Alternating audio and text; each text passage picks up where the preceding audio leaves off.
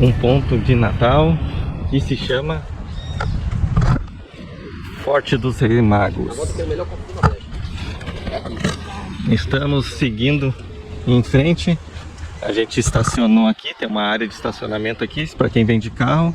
Tem uma área bem boa aqui de estacionamento. E depois a gente segue caminhando aqui por esse passeio aqui. Então, no caminho aqui pro forte lá tem esse mangue aqui, tem alguns caranguejos. A gente já viu uns dois aqui. Eles ficam meio escondidos, mas toda essa área aqui é manguezal. E aqui do outro lado também. E aqui é a ponte que tem de Natal, que vai para a direção norte do estado. Ali tem um caranguejo ali, ó. Não sei se vai conseguir pegar.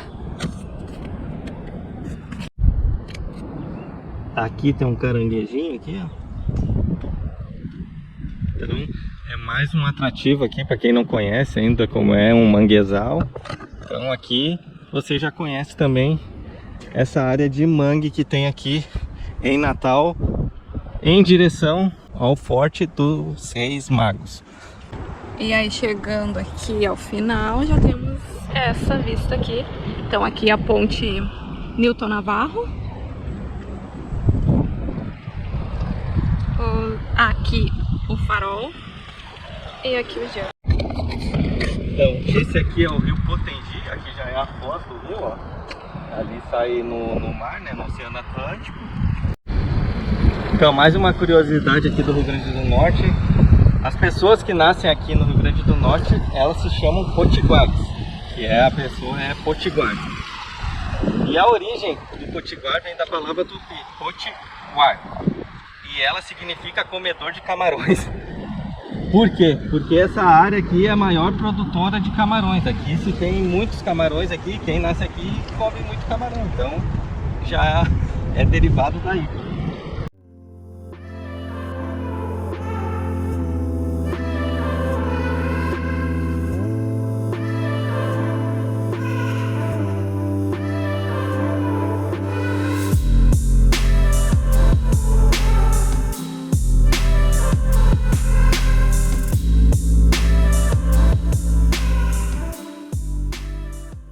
Então, pessoal, chegamos ao Forte dos Reis Magos. Então, aqui é a entrada principal de acesso ao forte. E vamos entrar aqui para conhecer como é que é lá dentro, certo? Então, bora lá!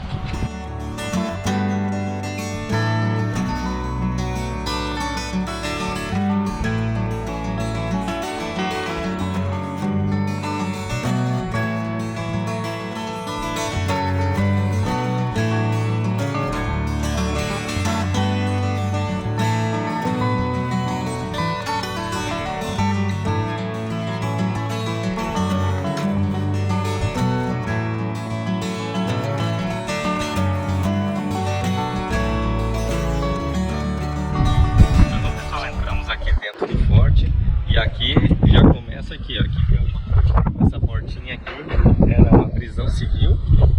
Ó, aqui tem as janelas aqui da cela.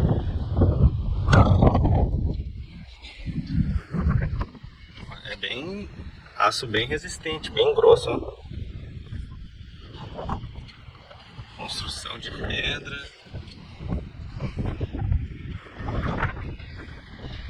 Aqui tem outro, aqui já é a prisão militar, que funciona como banheiro feminino.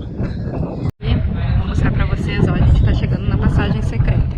Essa passagem secreta aqui na época, obviamente não era aberta assim, ficava uma pedra aqui na frente, né, uma pedra falsa. E aí quem poderia, para que ela servia? Caso os portugueses estivessem perdendo alguma batalha, visto que estava, quem poderia usar essa passagem para fugir era apenas o capitão Mora. Então ele retirava essa pedra, ele percorria aqui por essa parte aqui. E aí vocês vão ver que lá no fundo hoje tem uma parede de tijolos, né? Mas na época não, na época era argila. Ou seja, ele afastava, né? Eles tiravam essa argila e aí ele passava por aqui e lá na costa lá já tinha um barquinho lá esperando ele para poder levar ele.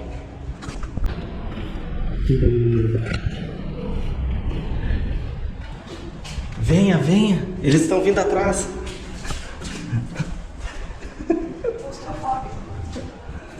Caraca, meu. Aqui nós temos a capela, ó, que fica bem na área central do forte. Ó, tudo o entorno. E aí aqui temos a capela, onde eram realizadas as missas, né, na época. Aqui nós temos os 3 reis magos, Gaspar, Belchior e Baltazar. E em cima da capela aqui é onde eram guardada a pólvora. As pólvoras eram guardadas aqui em cima. Por quê? Porque como é uma construção em cima de recifes, né, então é um ambiente úmido, eles não poderiam correr o risco, né, de estragar essas pólvoras. Na época era muito valioso, né. Então, por isso que ficava guardada nessa parte superior aqui da capela. E aqui tem um pequeno poço, e aqui é de água salubre, aqui, que é a mistura da água do rio com a água do mar. Daí tinha essa água aí, que provavelmente eu acho que eles usavam pra beber, eu acho, pra beber, pra... Não, pra beber é do rio, não. Sei lá pra que eles usavam isso aqui, não entendi bem, mas eu vou buscar informações. Pra aqui que tinha esse pocinho. É que eu vou mostrar pra vocês a parte de fora aqui, ó. Por aqui, ó, tem a escadinha, que ela faz toda a volta aqui na capela. Então lá em cima, lá, é onde eram armazenadas a pólvora, lá em cima. Lá naquela portinha, ó, é onde ficava armazenada a pólvora. E aqui entramos em mais uma repartição que se chama o calabouço. Acho que é a parte mais sombria aqui do forte, que o que acontecia? Aqui vinham os presos rebeldes. Eles ficavam aqui cerca de 6 dias aqui. Eles apanhavam, levavam queimaduras, quebravam os ossos deles e deixavam ele aqui. E essa parte do calabouço era dividida em 3 níveis. Então, primeiro era essa primeira tortura aqui, que eles deixavam aqui durante 6 dias. Se o prisioneiro aguentava, ele iria para esse próximo nível aqui. E esse segundo nível aqui é a parte de onde o prisioneiro ficava preso aqui nesse pequeno espaço, não lá em cima, aqui nessa parte da escadaria. E aqui essa porta era fechada, e aquela lá também. E aqui o prisioneiro ele ficava também aqui durante 15 dias, sem luz, sem nada, sem nenhum acesso a nenhum tipo de luz. Daí eles retiravam ele daqui, no pior sol que tem, que é o sol do meio-dia, e tiravam ele daqui e colocavam ele lá no meio do forte, olhando diretamente para o sol, até deixar ele seco. Se ele resistisse à cegueira, às torturas de queimadura, quebra de ossos e todo o resto, e as chicotadas, tinha o terceiro nível. O terceiro nível, ele subiria até essas escadas certas, e aqui era um poço. Esse piso aqui é novo, não existia isso aqui. Isso daqui era um poço com 5 metros de profundidade, que o prisioneiro vinha aqui e eles jogavam ele aqui nesse poço para ser morto, ser de comida aos peixes. Lá embaixo tinha recifes, então jogavam ele amarrado em uma bola de ferro lá embaixo. E quem eram os soldados aqui nesse forte? Era nada mais, nada menos do que os prisioneiros lá de Portugal. Então, os caras que eram presos lá, que tinham condenações lá, eles vinham para cá e serviam de soldados aqui. Então, para manter a ordem, existia esse tipo de tortura aqui, para servir de exemplo. Por isso que ali tem a prisão militar, tem a prisão civil. A prisão civil era utilizada mais pelos franceses, que antes de Portugal chegar aqui e construir esse forte, os portugueses, eles comercializavam para o Brasil com os indígenas aqui da região. Então, depois que Portugal veio para cá construir esse forte, então os franceses acabariam sendo presos pelo reino e ficavam presos aqui na prisão civil. Aqui é o alojamento de soldados.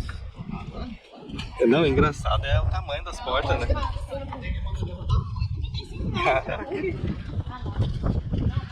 Acho que todo mundo tinha medo. Então aqui é o alojamento de armamento que eles usavam ali no século XVI, XVII, eram esses armamentos aqui que eles usavam. Tem arco e flecha, algum tipo de lanças.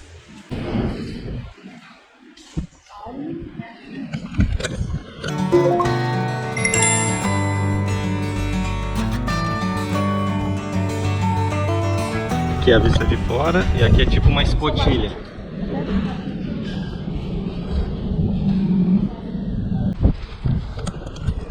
Aqui mais alojamento de soldados, essa porta já é um pouquinho maior, né? É. Ali é dos pequenininhos, aqui é dos grandes, eu acho. É bem maior. É, eu acho que ali era pra dar retaguarda, alguma coisa que pra dificultar o acesso dos inimigos. Então tem uma escotilha ali e uma porta menor. É, pode ser. Acho que ali ficava aqui ficavam os guardas, eu acho. Tava vigiando. É.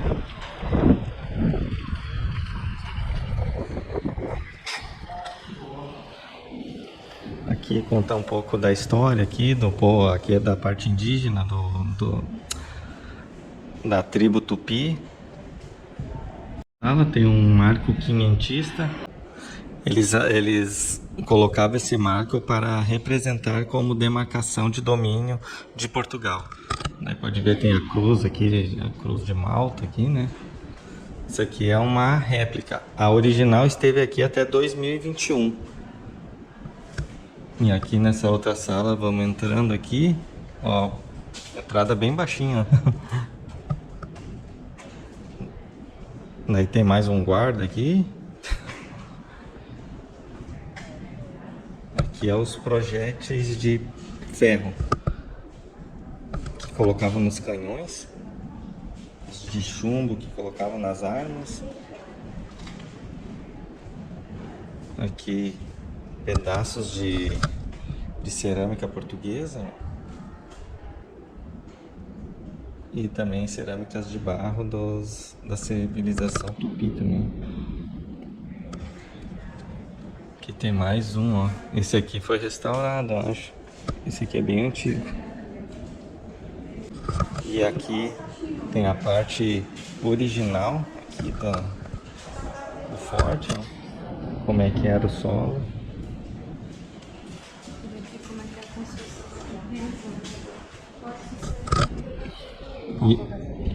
E aqui como era a construção original, ó. É vários tipos de pedras irregulares, né? Juntado, olha a grossura disso aí. Caraca. Imagina.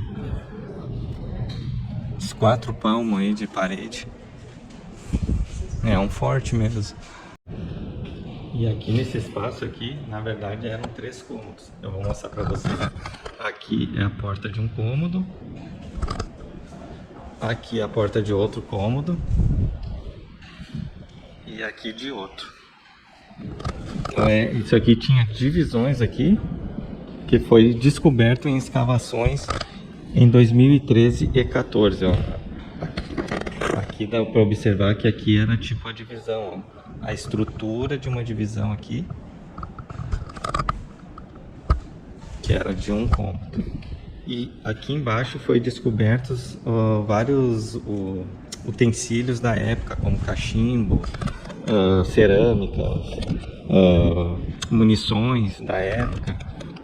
Então foi tudo descoberto nessa pesquisa que fizeram em 2013 e 2014. Aqui tem uma peroleira que foi reconstruída. Isso aqui, acharam os fragmentos dela aqui e reconstruíram. Ela servia na época para armazenar vinho, vinagre, azeite e para transportar os alimentos em navegações e outros tipos de transporte da época. Porque como ela é feita de cerâmica, ela mantém a temperatura, ela consegue preservar mais os alimentos por mais tempo, né? Muito legal.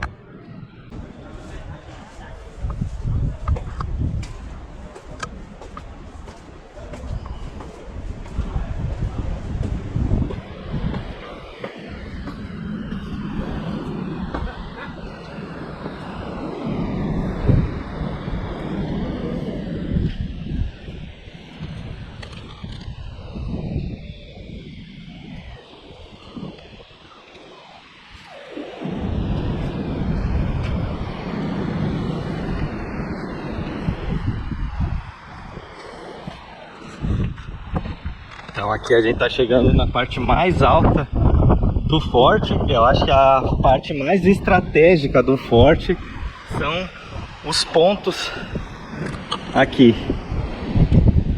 Aqui tem um canhão de lançamento. E se vocês observarem, vou ver se eu coloco alguma imagem aérea. Esse forte ele é construído em forma de estrela. Então ele tem 5 pontas estrategicamente para visualizar o inimigo, o invasor. Aqui tem mais um ponto, ó. Esse aqui está em direção ao mar. Esse aqui está em direção à costa. Aqui mais uma costa. Aí aqui é uma guarita.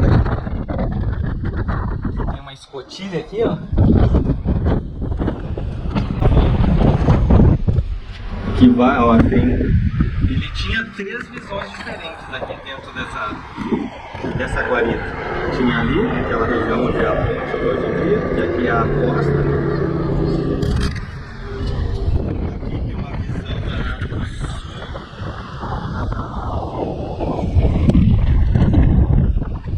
e aqui do mar.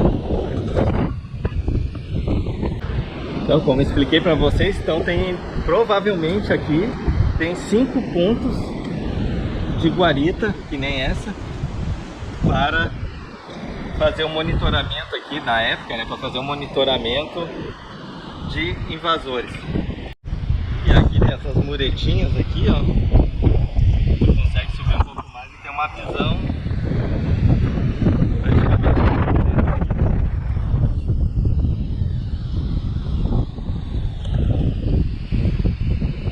aqui é uma decisão, aqui tu não consegue visualizar para a rua.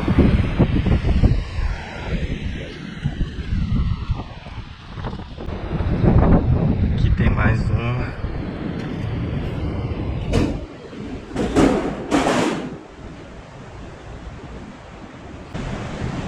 Então aqui conta um pouco da história de Felipe Camarão, que é um potiguar. Clara Camarão.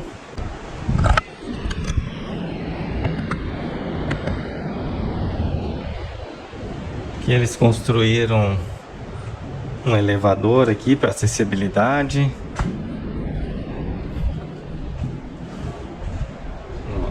Aqui para quem tem acessibilidade pode vir, que dá para fazer a visitação. Aqui é para a área interna, aqui essa vista aqui é para a área interna do forte. Então, contando um pouco da história de Felipe Camarão, ele foi um indígena da tribo Tupi. E ele foi um dos promissores para levar o cristianismo, né? Ele foi um jesuíta que levou o cristianismo para a tribo Tupi. Então ele foi um dos pioneiros aí dos indígenas a levar o jesuísmo à tribo. E a sua esposa é a Clara Camarão. Óbvio, os nomes deles têm referência à região, né? Camarão significa aqui o crustáceo, né? Que tinha abundância aqui na região. E Potiguar também é referência ao rio Potengi, pela região de abundância de camarões. Por isso que hoje quem nasce aqui no Rio Grande do Norte é Potiguar, por causa da origem dos camarões aqui do rio Potengi. Então aqui é a cortina ligando os baluartes. Que seria o quê? Essa parte aqui seria a parte mais defensiva. Então a parte mais defensiva normalmente nos fortes é a parte que é o avesso forte. Então o forte está mais localizado aqui na parte de fora, que seria a parte mais defensiva do forte, onde ficavam os militares para defender, né? É a cortina defensiva dessa parte aqui. Vai. Então, aqui sobe aqui pra ver. Que eu falei, que eu expliquei isso aqui, ó. Então seria a parte defensiva aqui. Aqui ficava a parte mais defensiva aqui do forte, porque aqui pra trás é a restante, né? E a entrada do forte é aqui, ó. A porta principal de acesso. O forte fica ali, logo aqui embaixo. Observar, então, sempre na cortina da baluarte, ela é bem mais extensa, ela é uma parte bem mais reforçada do que as outras partes da construção. Exatamente. Olha só a largura disso aqui. Tá louco. Então, esse forte aqui foi a data inicial é de 1598. E aqui eu acho que tem mais um acesso aqui. Eu mostrei ali pra vocês se tem acesso para acessibilidade, que fica lá, ó. Lá tem um elevador lá dentro, lá, para acessibilidade. E voltando, algumas datas dizem que o início foi em 1598, na data de 6 de janeiro, no dia dos Reis Magos. Por isso que o forte tem esse nome, em referência aos Reis Magos. E aqui, na verdade, tudo leva em consideração a data cristã, né? Natal tem a ver com a data cristã, com o nascimento de Jesus Cristo. E aqui a fortificação também tem a ver com os Reis Magos.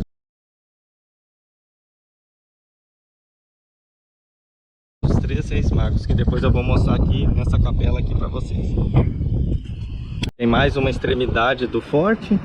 Esse aqui já fica com a vista do farol do sol, que eu vou mostrar para vocês.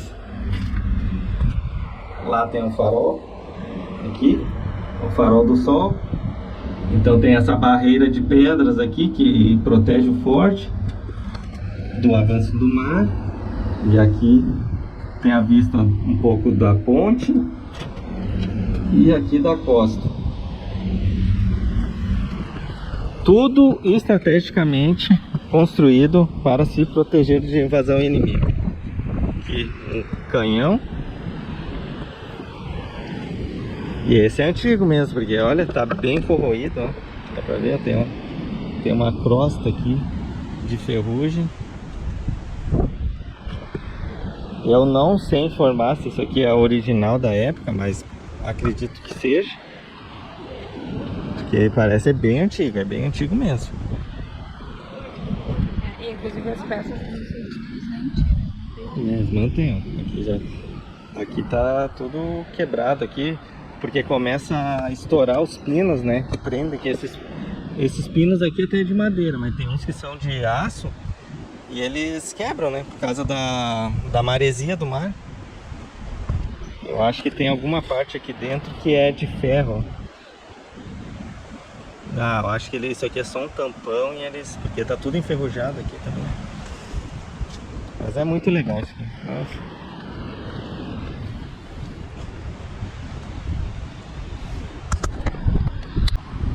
Tomara que a gente consiga falar sem muito ruído por causa do mar, né? Por causa do vento. Mas explicando um pouco da base aqui da construção. Se vocês observarem, aqui tem os arrecifes aqui embaixo. E esse forte foi construído em cima dele, para servir de base de sustentação, porque se construísse direto na areia, né, não tem a mesma resistência do que dos arrecifes, que tem mais solidificação. Olha ali, parece umas cachoeiras ali, né? Nossa, e esse aqui é um arrecife bem grande, ó.